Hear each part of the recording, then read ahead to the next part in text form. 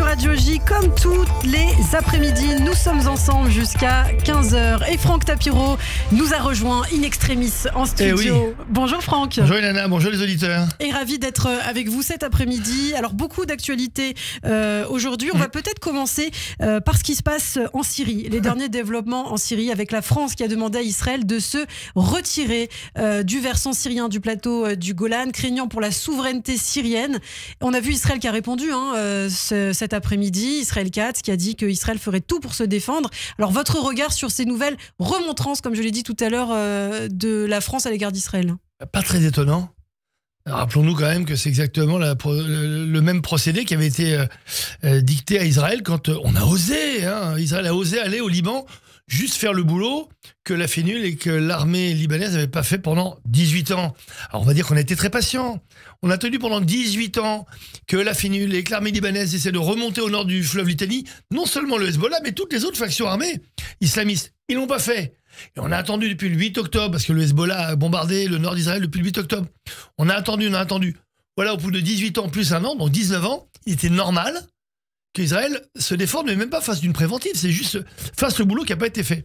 Et là, en Syrie, c'est une préventive. Ils sont pas en train de faire une guerre inutile ou une guerre, qui n'est pas autorisée par le droit international. Ils font ce qui s'appelle, comme tout pays qui est attaqué sur 7 ou 8 fronts, parce qu'il y en a tellement, on ne sait même plus les compter, ils font de la préventive. D'abord, sur le plateau du Golan, pour essayer de dominer et c'est temporaire. C'est temporaire. Et ils vont sur ce qu'on appelle une bande de sécurité. Alors en des termes simples, c'est la bande qui évite justement à des factions armées de menacer l'État d'Israël de façon trop proche. Donc ils se mettent là pour leur dire attention, pas touche, faites votre nouvelle révolution. Alors on avait dit en 2011 au printemps arabe, moi j'avais dit l'ère glaciaire, et on a vu ce qui en est advenu.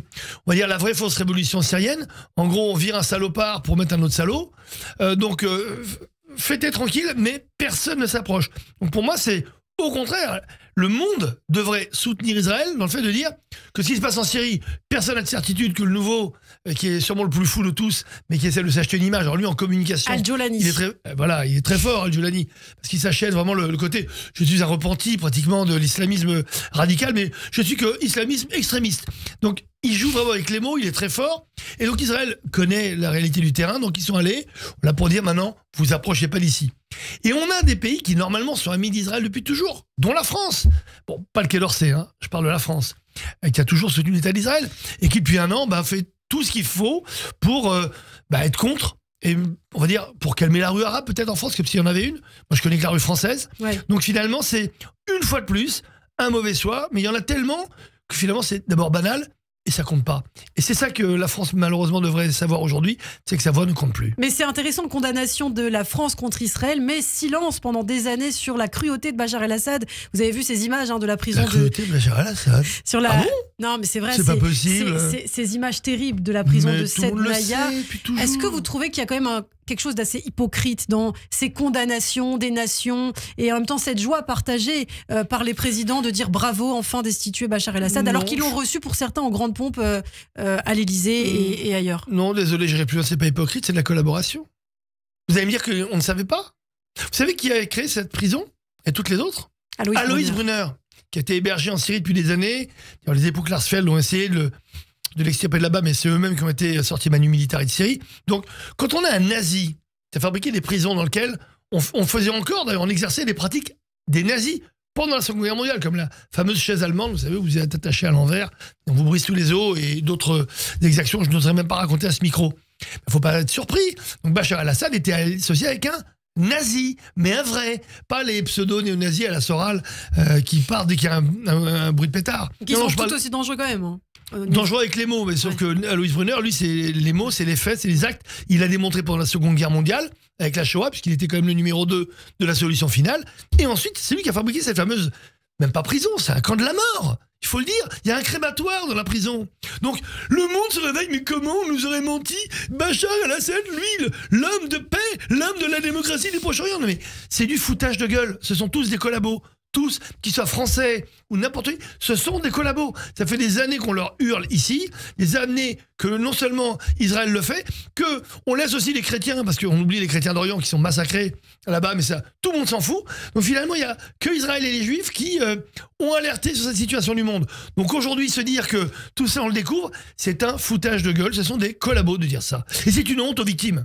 Parce qu'il y a eu plus de 500 000 victimes. Entre 500 000 à 800 000, on ne sait même pas d'ailleurs les compter. Sans compter les blessés, les torturés, les femmes violées, les membres coupés.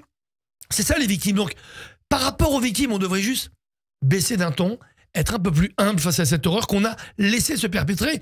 Ou même certains comme Mélenchon, j'ai posté cette semaine, c'est pas une fake news, hein, Mélenchon qui défilait avec Bachar el-Assad. Donc, encore une fois, tous ces collabos là, tous, qu'ils soient RN, qu'ils soient LFI, il faut les regarder dans les yeux en disant, vous saviez, puisque vous avez accepté d'être collabo avec eux. Rima Hassan, parfait, pareil, puisque son père, je crois... Et pas que LFI, il y a Nicolas Sarkozy aussi, il y en a d'autres. J'ai dit à tous. Ouais. Non, j'ai dit tous, même mes anciens copains.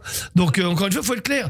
Où on veut se regarder dans les yeux et dire la vérité, on est comme ces collabos qui disent mais comment on ne savait pas, mais c'est une honte. Oh là là, c'est pas bien. Alors Franck, un sujet important aussi pour vous, il nous reste 2 minutes. Vous souhaitiez parler de ce match qui aura lieu le 16 janvier. Ouais. Le Maccabi Tel Aviv et l'équipe Paris Basketball. Les supporters de la paix sont de retour. Vous allez déployer des bus à l'occasion. Oui. Alors on avait fait ça pour le Stade de France pour le match France-Israël. On va refaire la même chose pour Paris Basket, une formidable équipe qui est quasiment invaincue face à Maccabi Tel Aviv. On aura une tribune, encore une fois, non seulement privatisée, sécurisée. On a des bus, et oui, qui sont à la fois sécurisés et escortés. Donc on lance tout ça. Là, on a lancé hier soir. Il faut commencer à s'inscrire maintenant. Oui, parce qu'on va commencer à acheter les places la semaine prochaine. Il y a un package, alors tout compris entre les bus, la sécu, les places. Alors les places, on a pris des belles places parce qu'elles sont derrière. C'est ce qu'on appelle la tribune away, comme des supporters étrangers. Donc on a pris tout ça parce qu'il y aura aussi avec nous, c'est vrai, des supporters israéliens qui seront dans cette tribune là. Donc au on a fait un stade package Adidas pareil à 100 Arena. €. Au stade Adidas Arena, qui est vers la porte de Bervilliers. Et on a surtout derrière tout un package, il y aura vous verrez, toujours des boissons, des sandwichs, des goodies. Et on est ravis de faire ça. Pourquoi ? Parce que justement, face à la haine, nous on fait de la fête. Face à la haine, on amène des supporters qui viennent supporter les deux équipes. Alors bien entendu Paris Basket qui est génial, Maccabi qui vient rarement à Paris, il faut pas le rater. On pourra même supporter les deux équipes, mais surtout supporter la paix et montrer que face aux violences, face à la menace, nous on est là, on fait la fête, et puis surtout on va supporter un grand moment de sport, on l'espère. Seul mais ensemble, un événement Absolument. de la Diaspora Defense Force jeudi 16 janvier à 20h30. N'hésitez pas donc à vous inscrire dès maintenant. Merci beaucoup Franck Merci à vous, Tapiro, Léna. Merci aux et à auditeurs. très bientôt. À très vite.